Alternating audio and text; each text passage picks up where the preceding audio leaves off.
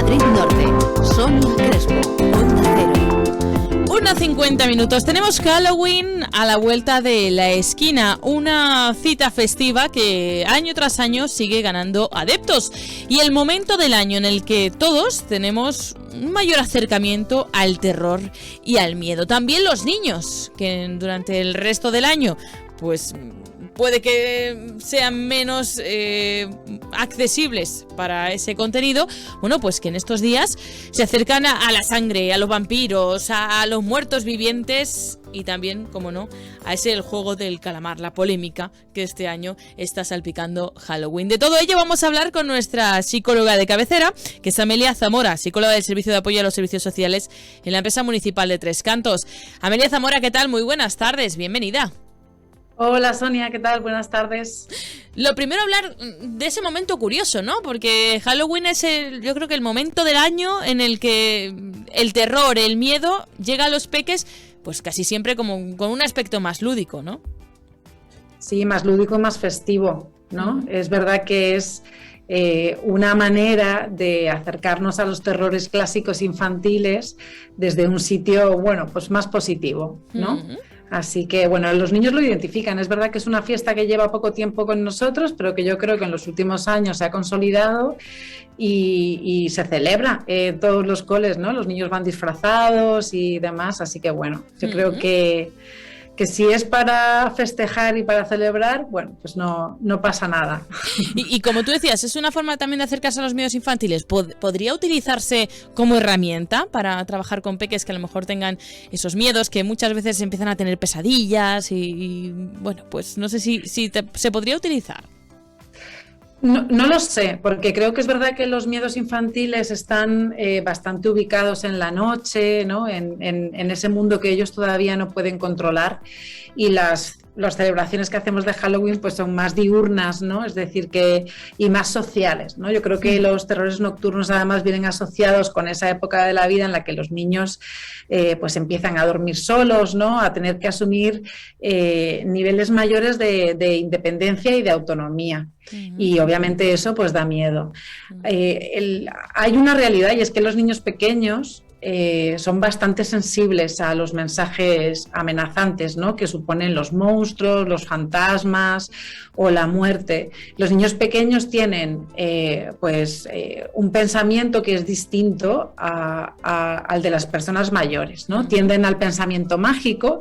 Eso quiere decir que a ellos les cuesta muchas veces diferenciar qué es la realidad y qué es la fantasía, ¿no? Es muy fácil para ellos pensar, después de ver una película de miedo, por ejemplo, o que haya aparecido algún personaje que les dé miedo o alguna circunstancia que les dé miedo, para ellos es muy fácil pensar que eso les puede suceder en la realidad, ¿no? Sí. Entonces, cuando ellos se quedan solos en la habitación y tienen miedos, es un miedo real, porque ese pensamiento mágico hace que ellos piensen que no es como si tuviesen esa capacidad de sugestión pues muy sensible, ¿no? Y algunas cosas que a los adultos también nos pueden ocurrir, ¿no? Después de ver algunas películas que podamos sentir cierto temor, pues ellos lo tienen multiplicado por mucho. Entonces ese pensamiento mágico hace que sea que sean más sensibles a todos estos contenidos. Lo que pasa es que los disfraces y el mundo diurno y en el cole y demás, yo creo que no tiene... O sea, creo que sí que puede llevar a familiarizarle con algunos conceptos, pero esa realidad es muy distinta a aquellas situaciones en las que ellos sienten el miedo, que suele ser por las noches cuando están solitos en la habitación, ¿no? Claro, que les puede ayudar, pero luego esos miedos nocturnos que llegan y que no se asusten los papás, porque es como una fase muy normal, ¿no, Amelia? Sí, es una fase muy normal y es muy importante cómo los padres lo gestionan, ¿vale? Uh-huh.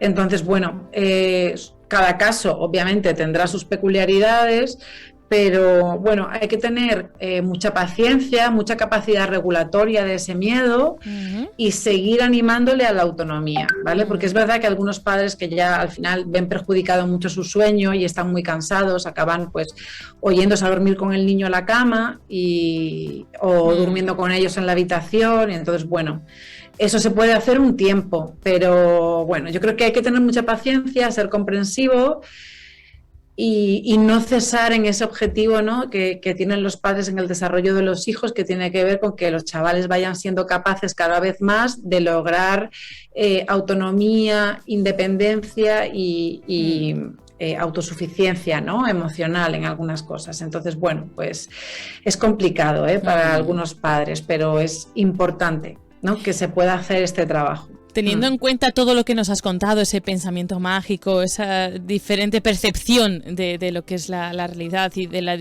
dificultades para diferenciar una de otra, ¿cómo estás viviendo tú como psicóloga esta polémica alrededor de la serie de El juego del calamar? Bueno, yo creo que es una reflexión necesaria, porque es verdad que al menos cuando nosotras éramos pequeñas, sí que teníamos muy claro que había contenidos audiovisuales que no eran para niños y no los podías ver. Y era además una especie de acuerdo social. Todo el mundo estaba de acuerdo en que había algunas cosas que no se podían ver. Y creo que estamos en una época en la que tenemos tanto contenido audiovisual que es muy difícil de regular, porque es por tantos medios, no solamente porque hay muchísimos canales, sino porque además ahora hay plataformas, ¿no? como estas, o Netflix o HBO y demás, cada vez más plataformas, además está YouTube, hay pues un montón de vías, ¿no? y cada vez hay más, entonces es muy difícil regular todos esos contenidos, pero yo creo que sigue siendo importante, sobre todo cuando estamos hablando de infancia, ¿no? Porque es verdad que a lo mejor El juego del calamar, que me he visto la serie, entonces creo que he podido reflexionar un poco sobre esto. El juego del calamar tampoco es que sea de las series más violentas o más sangrientas, ¿no? Es decir que, bueno, pues, y tiene una temática, yo creo, pues, sociológica o filosófica interesante, ¿no? Para reflexionar. Entonces creo que a lo mejor los chavales adolescentes sí que podrían, sobre todo los de la adolescencia tardía, ¿no? A partir de los 15 años, sí que podrían a lo mejor utilizar incluso el juego del calamar para reflexionar con ellos, hablar con ellos sobre algunos temas, debatir y demás sobre cómo ven las cosas.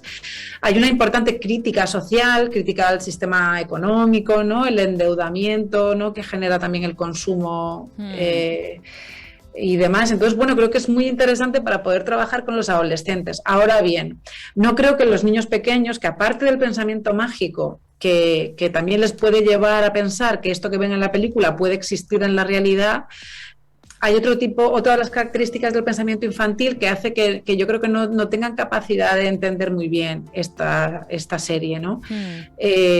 Porque los niños pequeños tienen pensamiento dicotómico. Nosotros empezamos a categorizar la realidad y el mundo en categorías muy amplias y muy simples, ¿no? Entonces, los personajes suelen ser buenos o malos, ¿no?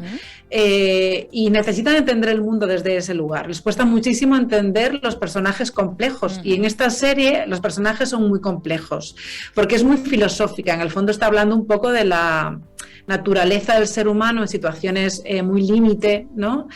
Y los personajes pues no son buenos del todo ni son malos del todo. Entonces yo creo que para los niños pequeños es demasiado compleja y va a ser muchísimo más el impacto negativo que puede tener que las cosas positivas que se pueden llevar, ¿no? Creo que pueden asustarse mucho y no van a entender nada de lo interesante que se le puede sacar a esta serie coreana.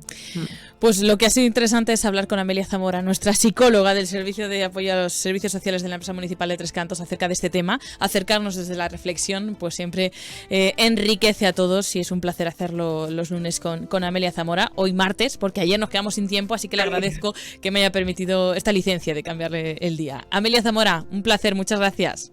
Un beso. Un besazo. Chao, buena semana.